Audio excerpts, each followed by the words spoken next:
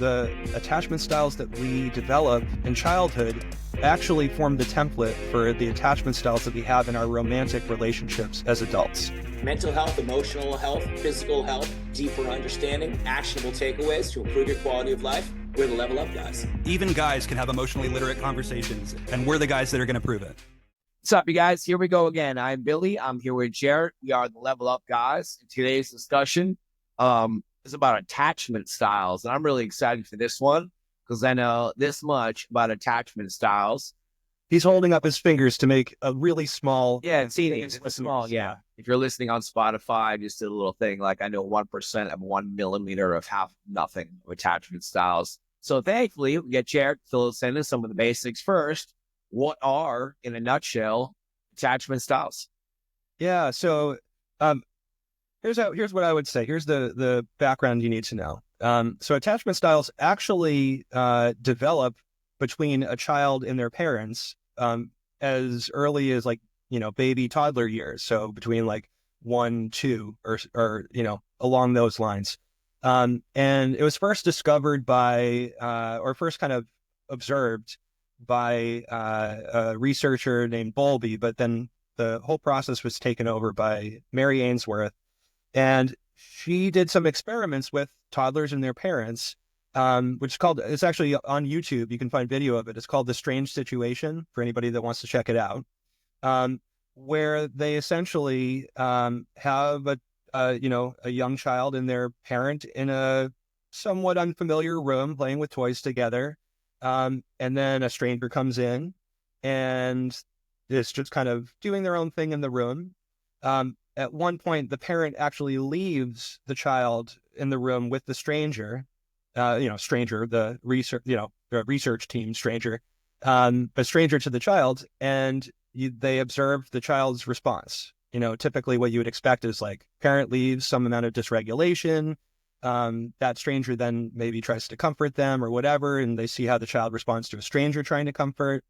Parent comes back in, and the attachment style can be observed in if the child, or how quickly, and also if the child is able to re-regulate once the relationship is back in connection.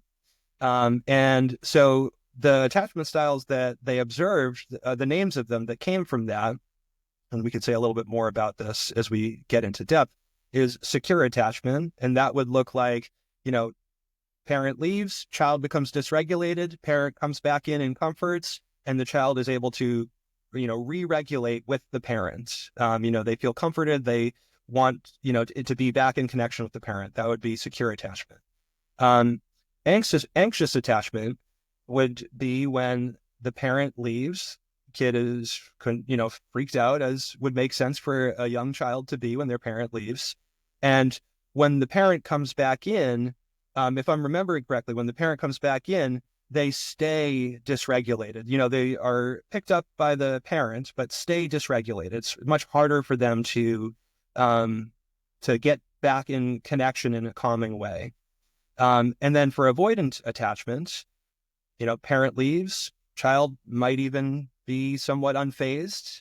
But certainly if they are, dysregulated and stuff like that, when the parent comes back in, they might not actually be seeking the parent's comfort. They might be trying to self-regulate in some ways. So this was observed, I forget what the years were, but many, many decades ago. And only more recently has it been connected to the attachment styles that we develop in childhood actually form the template for the attachment styles that we have in our romantic relationships as adults. So shockingly, it all goes back to what happens when we were kids.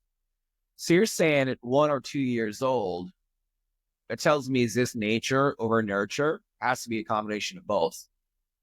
Yeah, I think that's a good question. So, I believe that it's always some combination of both, right? Because another way that attachment styles get developed that, would have kind of formed prior to this strange situation experiment, for the children and parents in there, has to do with parent attunement to the child's emotional needs and also physical needs, right? Because, if a child has a dirty diaper and is crying for however long, and the parent just doesn't figure out that, oh, I got to change the diaper to make them more comfortable. That's a physical need, but it creates emotional distress for, somebody as young as that.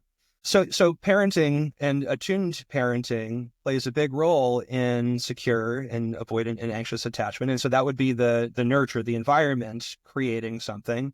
But another big part of it is the child's just inherent personality that they're born with, their inclination towards anxiety or regulation. And,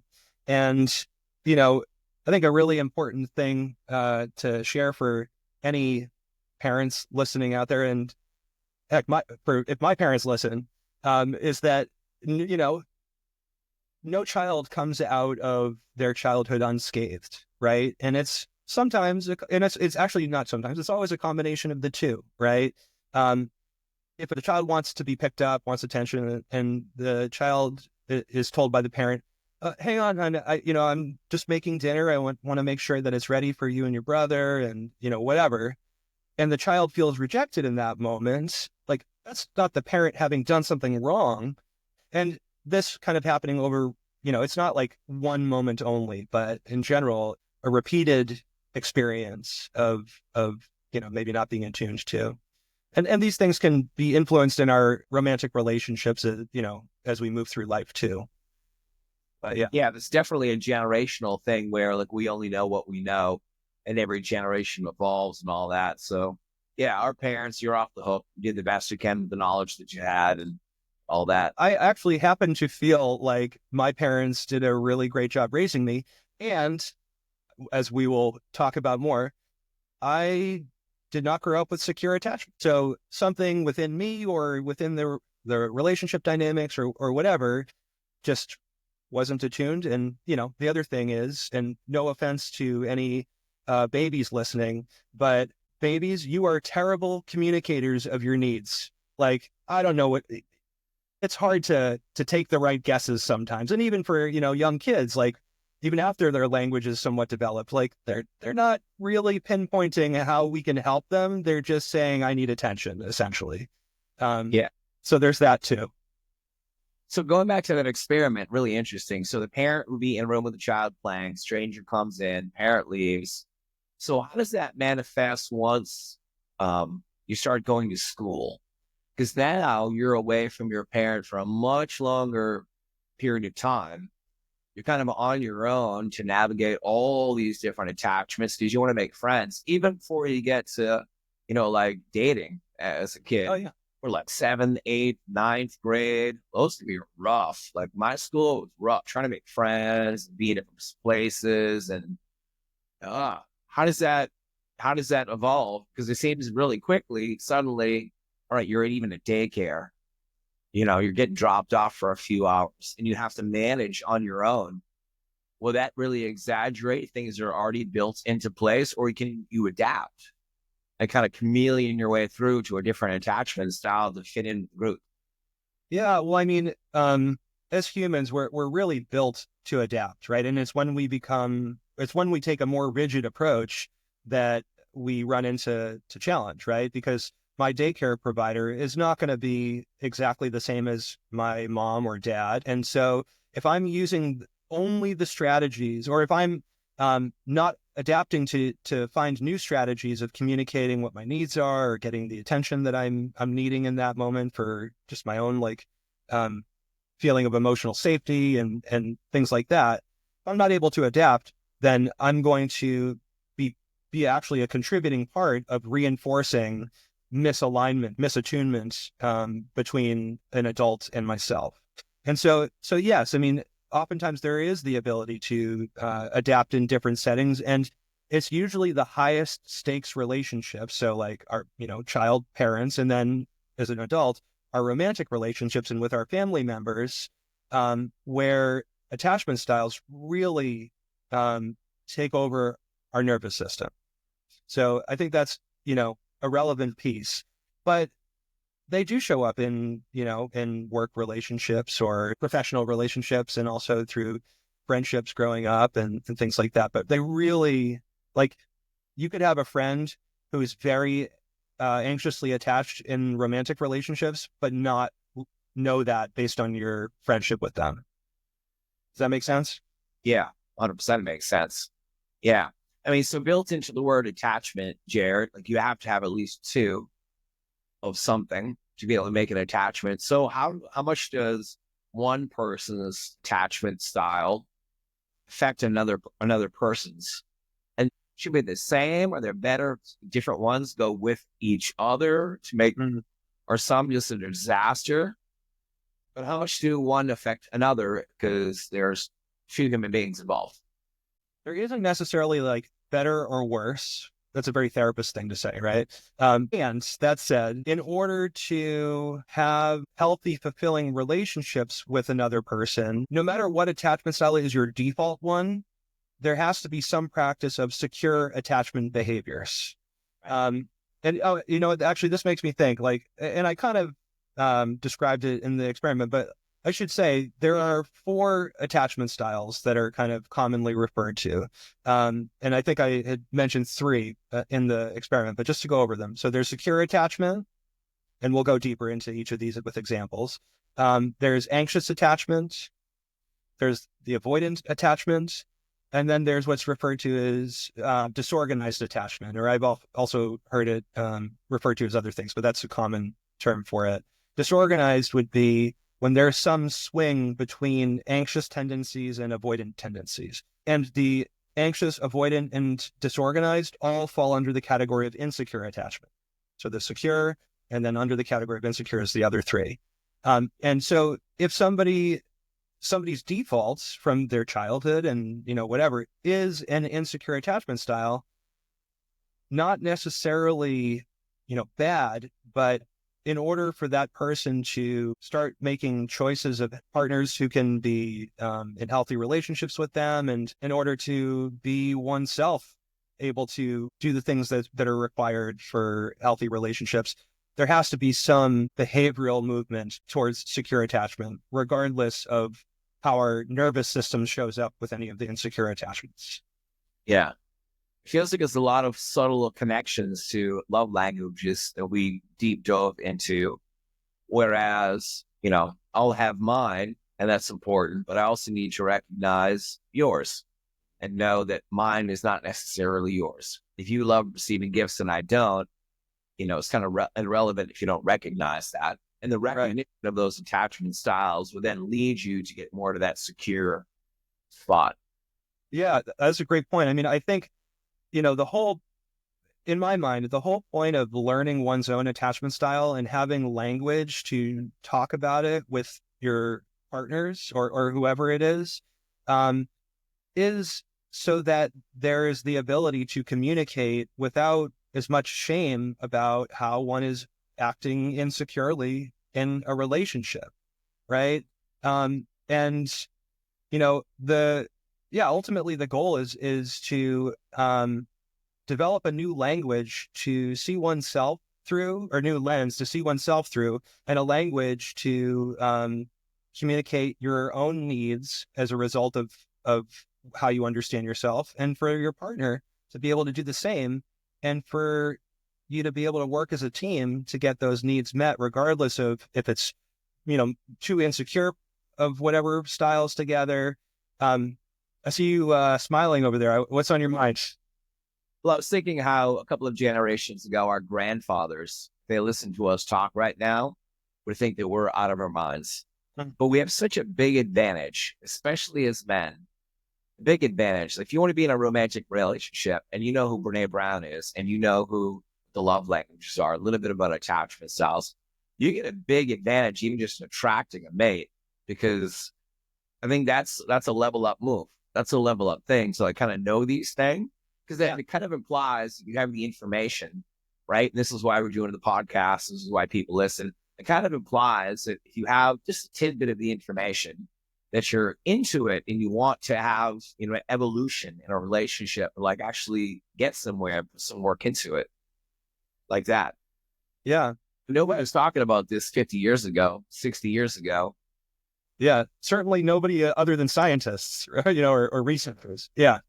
Yeah, it's true. And I think to even kind of further your previous question just a little bit, can a avoidant attached person be in a healthy relationship with a securely attached person? The answer is yes, if. Yes, if the avoidant person has the language of attachment styles and is able to own their attachment style and own the behaviors that come with it, and also have some knowledge of and kind of mindful observation of like what goes on in my body when, am experiencing these attachment styles at play, because that is a big part of what moves us to behave in certain ways is discomfort in our body or energy in our body, particularly subconsciously, is guiding so many of our choices into anxious behaviors that end up like manifesting the thing that we're actually afraid of. And same for, could an anxious and avoidant person be in a, essentially a healthy relationship? I would say yes, if, but also that one is particularly hard. And I think the reason is because the anxious person is scared that, like, an anxious person is more scared about disconnection and distance in relationship, and they seek comfort by kind of clinging to the other person for regulation, relying on the other person for regulation. Whereas the avoidant, actually, they get more triggered in closeness and seek more distance, and seek more kind of boundaried self-regulation in their default programming, right? And so what ends up happening is each are triggering the other's anxious expectations. And ultimately, as we mentioned from the beginning, what they're triggering is these really deep wounds that go back to childhood. That's why, like, when we're in fights that like aren't actually about the dishes or aren't actually about the, fill in the blank, it's so hard to, one, just feel calm, because like we were taken back to the moments of really like arrested development, right? Like where our development has paused in some ways. And what we end up fighting for without knowing it is like fear of abandonment or fear of closeness. So that particular pairing, the anxious avoidant, can be really hard because of triggering wounds. But like I said, yes, if both know and own their attachment styles and both have a common language to use, it could be as simple as like, there's a conflict, there's some disruption to the relationship connection.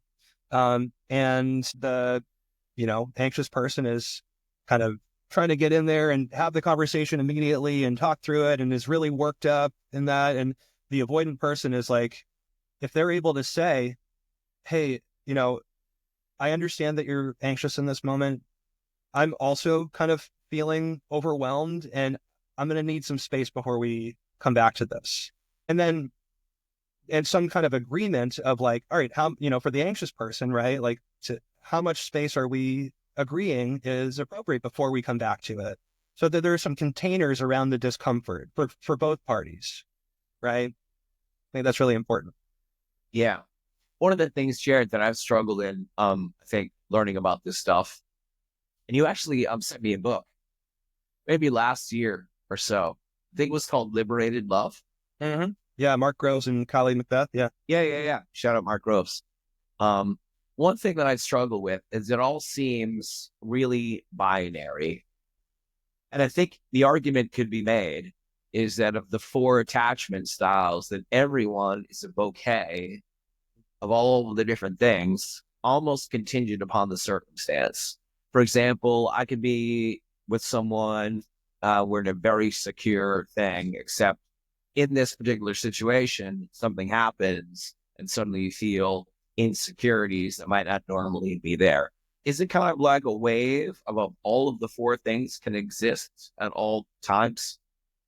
So I would say it's less that all the things can exist at all times. I would agree that each person, chances are, has some elements of secure attachment. But I mean, typically early in relationships, both parties are engaging in more securely attached ways. But sometimes it can be anxious ways. But if both people are engaging in anxious ways, then both are very quickly drawing close to each other, right? And that could work to start a relationship.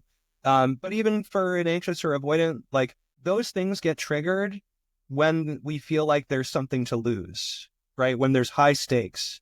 And so when we are kind of, when we've been single and kind of worked on ourselves, or even if somebody else, is, out of a relationship, but more recently, but like feeling good about being out, like they might present as coming into a relationship securely. And it's really when, once we feel more attached, actually, but in a deeper sense, like there's something to lose if I lose this person, or there's something to lose if I lose myself, right? Like that's what the avoidant is afraid of kind of losing themselves, losing their boundaries, those pieces. Whereas the anxious person is afraid of, what if I lose this person? They'll reject me, abandon me, and that will be the end. Right. Yeah. But you're right that like there are avoidant people that have some secure features to them. There are anxious people that probably have some avoidant features to them at times. Personally, and what I've found in my relationships is that prior to really working on, like I said, behaving in securely attached ways, I would tend to enter into relationships with a more anxious attachment style. So like moving closely quickly. And then once there was some kind of conflict in the relationship or a relationship issue, or even something where I felt like the other person shared with me, like that I disappointed them in some way, or, or that I even perceived that maybe they were just given some feedback and weren't feeling disappointed in an intense way, but like I received it that way. Then I would shift to a much more avoidant attachment style where I would start kind of, almost withdrawing emotionally from the relationship, but going through the motions. And so when they would say like, hey, like, I don't feel like you're in this relationship anymore, I would say, what are you talking about? And I would point to like, I'm still doing this, I'm still this and this and this. And I couldn't understand at the time that, yes, like I was acting as though I were in a relationship, but something in their perception had changed. And, they were right. And it took me, I think hearing in 3 different relationships that, like the word robotic or robot, or like, feeling that I had been presenting that way, where I was like, okay, it can't be a coincidence that I've heard that word 2 or 3 times, right? It can't be. And so I was like, I got to look at this. And the other thing I would say for personal experience is, if I became avoidant and then the other person became more avoidant, I would quickly swing to anxiously attached, right? And be very like needing of reassurance and almost like, just unable to self-regulate, and feeling as though they would abandon me. All kind of that. So that would be the disorganized, probably kind of swinging between. Yeah. Yeah. So this was, I'm assuming a really long time ago before you, because you've been doing what you're doing now for a really long time. So you weren't aware in the moment. You were just going through like naturally responding to whatever the situation was. And then looking back on it now with all of your future education, all that, now you're saying you're putting kind of like the dots together and figuring it out. I agree with all of that, except for it was a really long time ago. And I'll give the time frame just to be helpful. So I would say that it probably wasn't until 2021, 2022, and we just hit 2025, where I started to not just know about attachment styles, but to be able to see how I fit into the templates, and kind of look both like internally for nervous system cues, and to really start shifting towards more secure attachment. So I would say it hasn't been that long. And I also want to add that I've been a professional therapist for 10 years now, right? That's further back than 2020, 2021. So, I was able to, in my therapeutic relationships, help people in a number of ways. I, was successful in doing what I considered to be a good job with my clients, and got that feedback similarly from them and from managers and supervisors, things like that. And in my personal romantic relationships for a long time, I just, even as a therapist, like it was something that I couldn't figure out. Um, and it was really during the pandemic quarantine that I kind of had to be with myself and had to explore this. And even I remember I was kind of talking with somebody during the quarantine, and I don't know if I would say that we were dating, but we clearly had some feelings for each other. And um, because of the space that was required in that, because of the quarantine, we would rarely see each other, even though we didn't live that far away. And also because of her grace uh, and ability to hold space for me sharing what my experience was and my observation of her experience related to attachment stuff going on. Um, I really was able to move through a lot of what was keeping me insecurely attached. Um, and ultimately, there was a moment where I decided that this person romantically wasn't the right person for me. And if I wanted us to be friends, that I couldn't be in a romantic relationship with her, because of the nature of our attachment styles, it would not go well. Our nervous systems would be, constantly triggering each other. And I remember crying basically for 3 days straight, with like certain songs on the playlist loop or whatever. But like I really had to go through a physiological letting go in order to rewire some stuff. And it did not feel easy.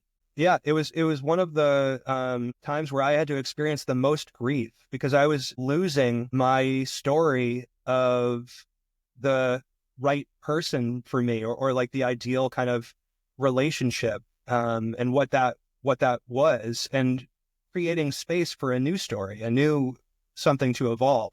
I want to cycle back quickly because I think the listeners, and I know for myself, I think this is a nice connection to know that even as a professional who's been doing it for years, doesn't mean you have it all figured out. If you want to level up, you still have to like do conscious work, and seek knowledge and put in some effort. And two, like to get a handle on it, you don't have to spend 15 years on the top of a mountain meditating, because you're saying that 3 or 4 years ago going through this, like that's not that long ago. Yeah. So it feels empowering, like, oh man, it's going to take a long time to figure this out because I'm just now learning about attachment styles. Listen to Level Up, guys. God, I have so far to go. Like, you don't need to know everything to have a positive impact on your life. The key takeaways. I'm excited for the next episode too, not the next episode we're releasing, but when you do come to actionable takeaways, like I got notebook, I'm ready to go. I'm ready to go. Yeah. Well, I appreciate you highlighting that, right? Because I do think that it's crucially important that, as I shared with you, like you could, as I said, like you could have a friend who's very anxiously attached to romantic relationships and not really know it, and just see them presenting confidently in their job, or, or in the friendship. And that's probably how you may have experienced me. I mean, we were in a band together where I was the lead singer, right? Um, and and through all of our conversations, us just kind of exchanging knowledge, but like kind of confident in the kind of therapeutic psychology background. But in relationships, I was insecurely attached, and you may or may not have picked up on that. And also you might have had a fantasy of like, this therapist probably has it figured out, but I don't. It's like, no, like this therapist is still working on it. Oh yeah. I mean, that resonates with me. For my career and what I do, because there's zero part of me that's a guru. There's zero part of me that has it all figured out. I sprained my knee the other day. I was still going to go to yoga class, fix my knee, took Pilates class this morning. I'm still going to I want to stay strong, stay healthy. I'm still learning about things, the passionate bit about living and being into, certain topics like this. Yeah. I think it's fascinating, we have to spend a lot of time in our mind, in our recollection, like looking and thinking, man, what did my parents do? They made it a certain way, school, because all of that is a culmination of who I am right now. It's like this funnel that just keeps going and going and going. And the bottom of the funnel is like me right now. Yeah. Stuff. And so much of it is completely unconscious until, you find a resource, you read a book, you meet a buddy, you talk to somebody, and suddenly the unconscious becomes conscious. And you say, these starts to make a little bit more sense. Maybe, there's nothing wrong with me. I'm not a crazy person. This is just, how it was developed, how the clay was molded throughout the years. Yeah. Yeah. And I mean, I think ultimately when, as I think about attachment styles and how I've kind of grown, my nervous system still becomes activated in insecure ways, even in my pretty secure relationship. And that's not about necessarily my wife. That's about what I'm coming into the relationship with, right? And she's coming into the relationship with her own attachment styles, and our the interplay of our attachment styles is also a thing in the relationship. And so I also just want to convey that it's not about completely never experiencing an avoidant,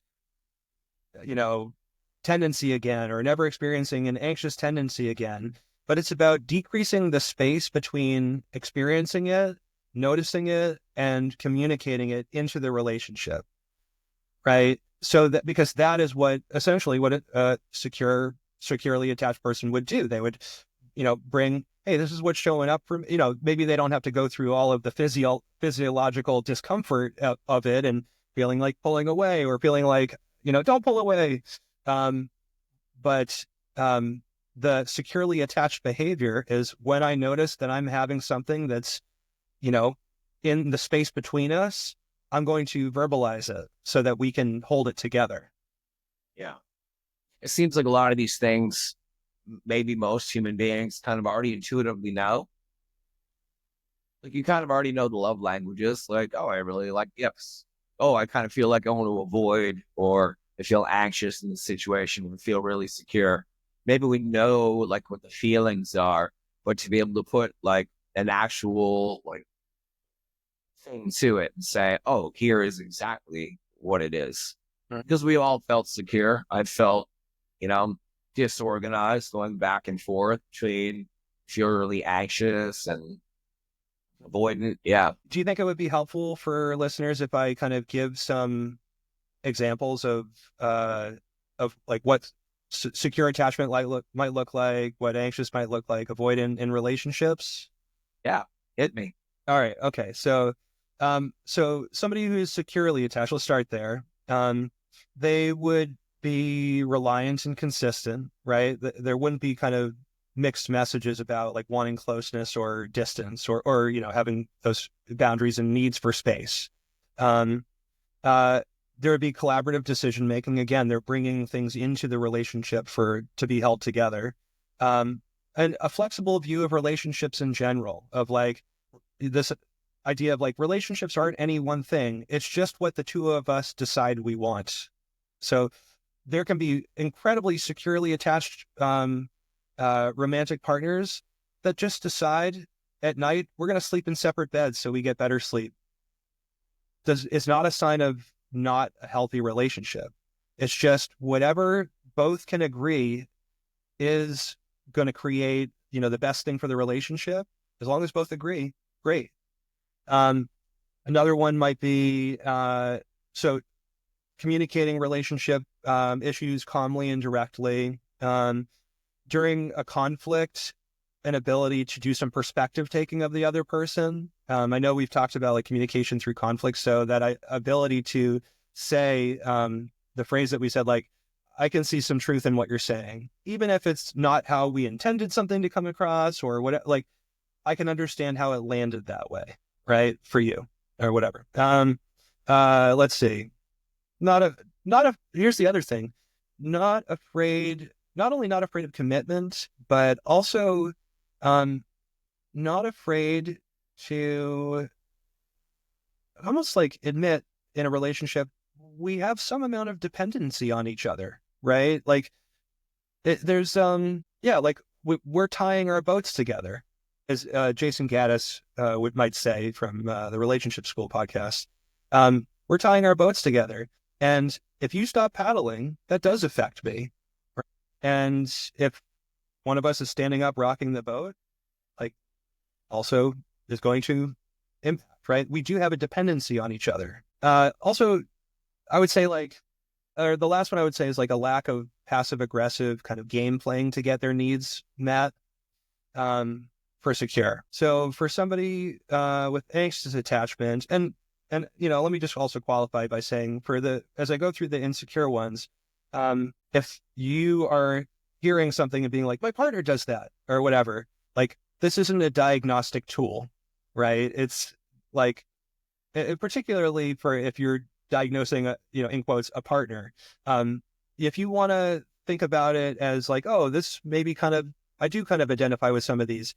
All right, we're getting somewhere. Do some more research on your own of that particular one if it feels useful. But just want to put that out there that this is not meant as a diagnostic tool. But for anxiously attached people, they're going to want a lot of closeness in the relationship and actually feel like almost, you might notice that they feel threatened when there's time spent apart. They are going to express, insecurities about rejection and abandonment, both verbally and kind of with their behavior. They might be not able to be happy when they're not in a relationship with somebody, or they might be like constantly seeking a relationship and having less ability to just be on their own and independent. And that could qualify as somebody who jumps from relationship to relationship. But it also could be somebody who, goes from a relationship immediately to swiping on, Tinder, Bumble, whatever, to kind of fill the void, and essentially maybe not grow as a result of the relationship that had ended. Anxious person might play games to keep attention or interest. They have also a tendency to expect the partner to kind of just accurately guess or know what's bothering them. Like almost there's this wish that like, I don't want to have to say it. I just want you to attune to me and know it. And that likely comes from maybe not getting that attunement from the parent-child relationship.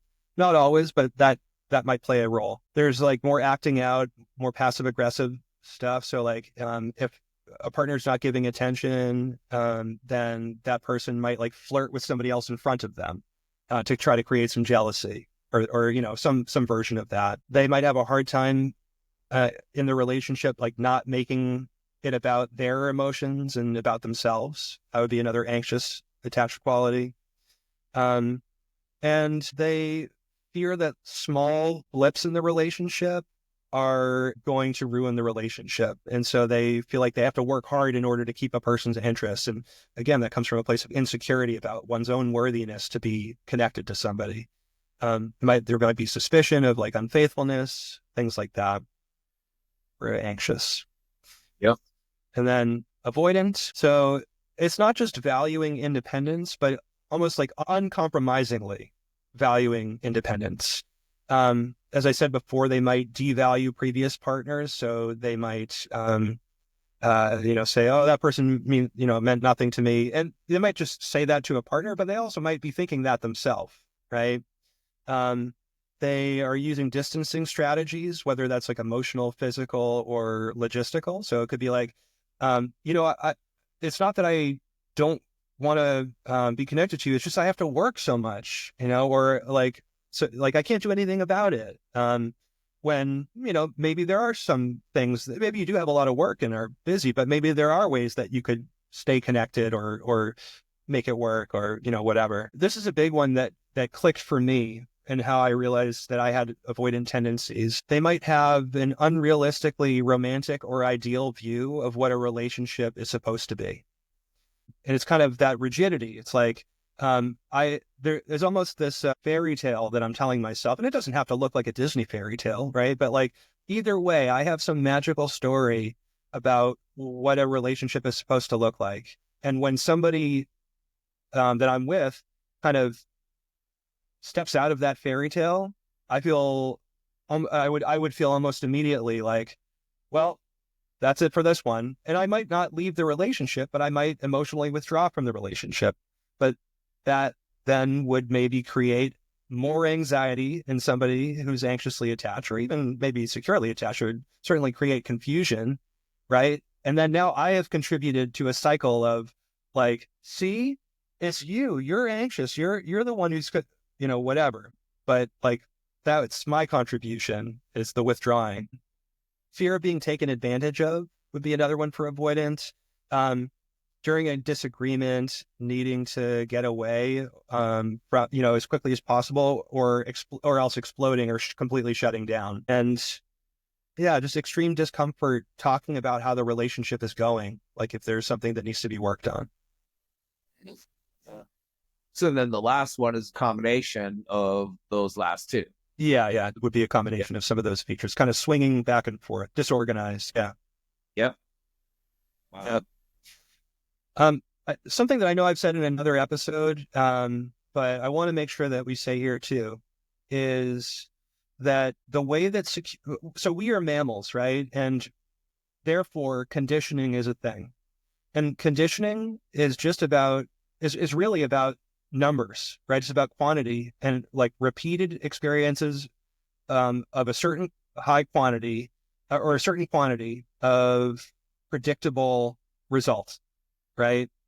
And so even for people who are maybe insecure with, in a relationship with somebody who's secure, what creates secure attachment over time is not no conflicts or no disconnection or no disruptions or no issues in the relationship. That is not secure attachment. What creates secure attachment is a repeating cycle, the conditioned cycle of we're connected, there's some disruption and we disconnect, we repair, and we're connected again. Repeat. Connection, some disconnect, repair, connection. That cycle over and over and over starts to make the disconnection not feel threatening, because now we have a container of expectation that, okay, this is something that will be worked through, right? This is not the start of my abandonment. This is not the start of my rejection. This is not the start of this other person running away, or this isn't this isn't my fears coming true, essentially. So I just want to put that cycle is really important, is actually part of what forms secure attachment, even in children, is being left and come back to. Left and come back to. It's not never leaving your child. If you were to never leave your child, they would likely become anxiously attached, right? I think that's really important for people to understand. Yeah. That's a lot of great information, Jarrett. Thank you. So we can expect in the future, like maybe like some action plans revolved around this. Yeah. So prove it and keep climbing the ladder. Yeah. And I think that would be great. I think a future episode will talk more about, okay, if you find yourself relating to these insecure attachment styles, what are some things that you can do to move towards more secure attachment in your relationships? And the umbrella, or like the big category of that is tolerate some discomfort, like build up some discomfort tolerance and use that specific discomfort as a cue for securely attached behavior. But we can get more into that. I want to also refer people to the book Attached. It's really good, easy read. And that's the book he's sent. Oh, okay, yeah. Did I send you this one also? Yeah. So I got that one. Yeah. Okay, yeah. So I know, but I also sent you Liberated Love. Yeah. But so that book, really good one, and read it with your partners. That's what my wife and I did, and it really helped us have a shared language for it. And also, like, as we went through, is actually kind of creating an intimate experience for us to get closer to each other. So, just want to put that out there. Awesome. Jarrett, thank you so much. This has been awesome. Yeah, likewise. And thanks for the always good curiosity and good questions. Yeah, I love learning. All right, you guys out there, Don't forget, subscribe, follow us, YouTube, Spotify, we're all over the map. Leave a little comment if you love it.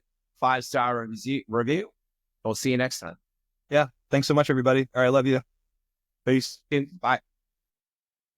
That's it for today, you guys. Make sure to follow us. You can find us on all the major platforms. If you really like what you heard, maybe share it with a friend, share it with a buddy, maybe share it with an enemy, because we all need a little bit of love. We're going to level up together. See you next time.